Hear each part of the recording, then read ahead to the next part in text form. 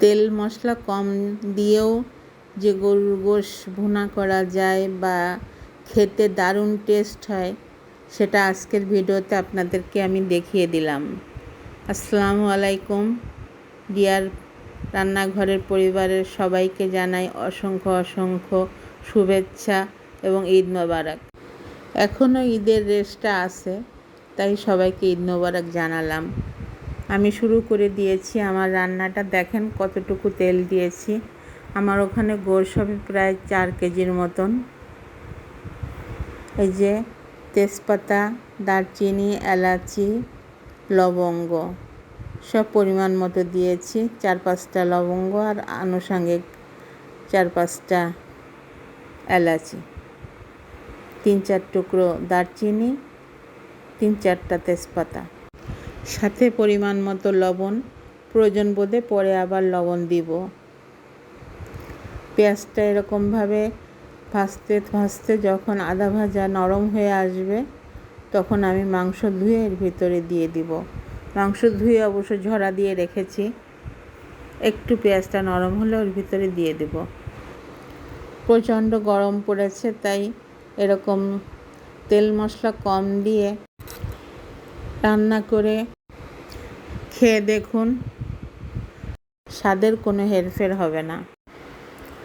আজকে যারা আমার ভিডিওটি প্রথম দেখছেন, প্লিজ তাদেরকে অনুরোধ করছি সবাই সাবস্ক্রাইব করে পাশের বেল ঘন্টিটা বাজিয়ে দিবেন এবং একটি করে লাইক ও কমেন্টস করবেন, যাতে ডিয়ার রান্নাঘরটা সামনের দিকে এগিয়ে যেতে পারে।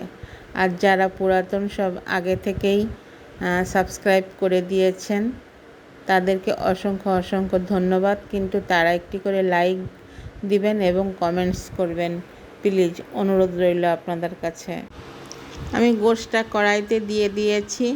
এবার এক এক করে সব মশলা দিয়ে দেব। হলুদ দিলাম 2 চামচ, চা চামচের, যেহেতু মাংসটা একটু বেশি। শুকনা ঝালের গুঁড়া দিয়েছি 3 চামচ। দেখুন আমি কতটা কম মশলা দিয়েছি। আদা বাটা 1.5 চা চামচ, রসুন বাটা 3 চা চামচ,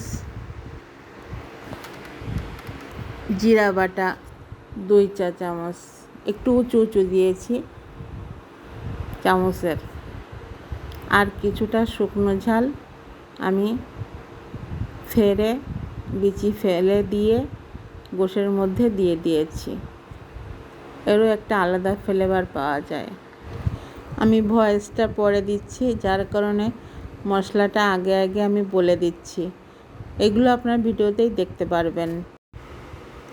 আমার মশলাগুলি সব দেয়া হয়ে গিয়েছে। এবার কয়েকটা শুকনা ঝাল ফেলে বিচি ফেলে তারপরে মাংসের ভিতরে দিয়ে দেব। দিয়ে হালকা নাড়া দিয়ে ঢেকে দিব। মাংসটা কমে গেলে একটু হালকা পানি বেরোবে, তখন ভালোভাবে নেড়ে দিব। আমরা ভাবি গরুর গোশ বা খাসির গোশ মানেই প্রচুর তেল আর মশলা দিয়ে রান্না করতে হবে। একদমই না। পারফেক্ট যদি রান্না হয়, মশলা কম হলেও বা তেল কম হলেও খেতে কিন্তু অসাধারণ লাগবে। আজকে আমার লাস্ট পর্যন্ত ভিডিওটি দেখুন এবং আপনারাই বলুন যে আমি মশলা তেল কম দেওয়াতে কোনো হেরফের হয়েছে কি না। গোশ রান্নাটা দেখলেই আপনারা বুঝতে পারবেন। প্লিজ লাস্ট ফিনিশিং পর্যন্ত আপনারা দেখুন এবং বলুন যে গোশ রান্নাটা কেমন হয়েছে। আমি সার্ভিং বলে যখন ঢালবো, তখনই আপনারা দেখলে বুঝতে পারবেন যে গোশটা খেতে কতটা টেস্টি হবে। কিছুক্ষণ ঢেকে রাখাতে গোশ থেকে পানি ছেড়ে দিয়েছে এবং অনেকটা কমে গিয়েছে। এখন আমার নাড়াচাড়া করতে সুবিধা হচ্ছে, যার জন্য এখন এইভাবে ঢেকে ঢেকে বারবার করে নাড়তে হবে, আবার ঢেকে দিতে হবে। এইভাবে আস্তে আস্তে ঢেকে ঢেকে নেড়ে চেড়ে ভালোভাবে কষিয়ে নিতে হবে। এই যে পানিটা বেরিয়েছে, এই পানিতেই আস্তে আস্তে এভাবে ঢেকে ঢেকে ভালো করে কষিয়ে নিতে হবে এবং প্রয়োজন বোধে পরে পানি দিতে হবে। আমি গোশটা ভুনা রান্না করব, তাই খুব বেশি পানি ব্যবহার করব না। নিচের গোশটা উপরে দিয়ে আমি এবার ঢেকে দিলাম। ঢাকনাটা উঁচু করে আবারও আমি বারবার করে নেড়ে দিচ্ছি। সবসময় খেয়াল রাখতে হবে নিচেরটা উপরে দিতে হবে, উপরেরটা নিচে দিতে হবে, এইভাবে নাড়াচাড়া করতে হবে।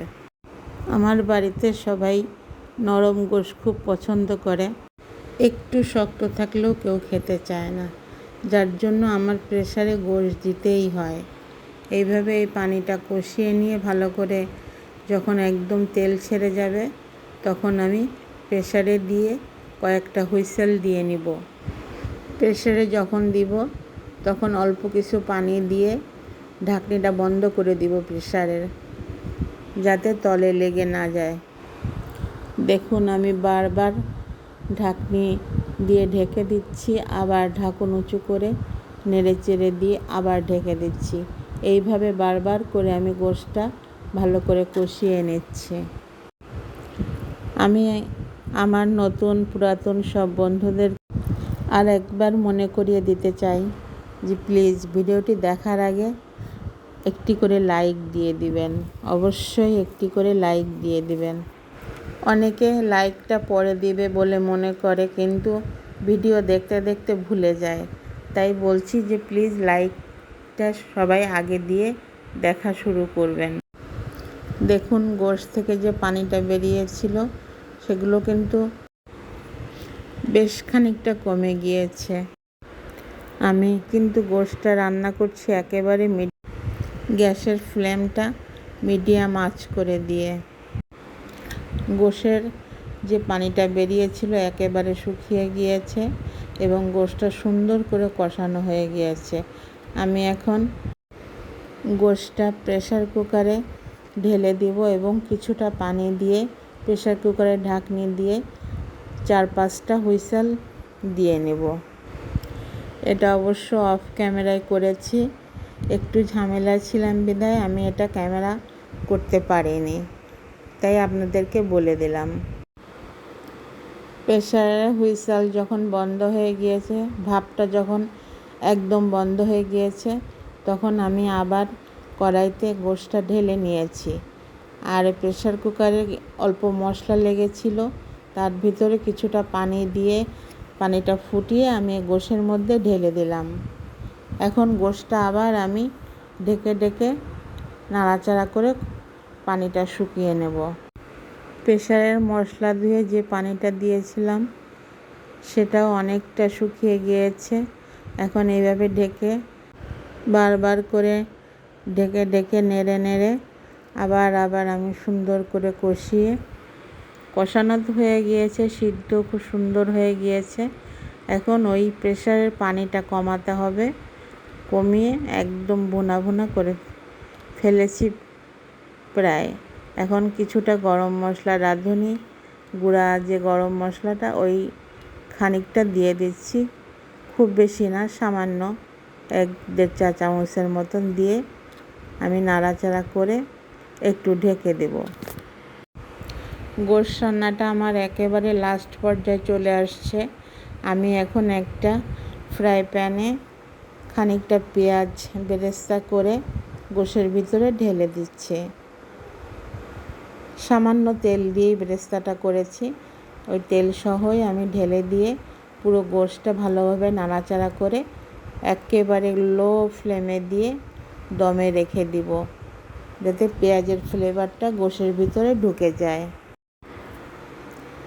আমি ঢাকনিটা উঁচু করে আরেকবার নাড়াচাড়া করে দিলাম।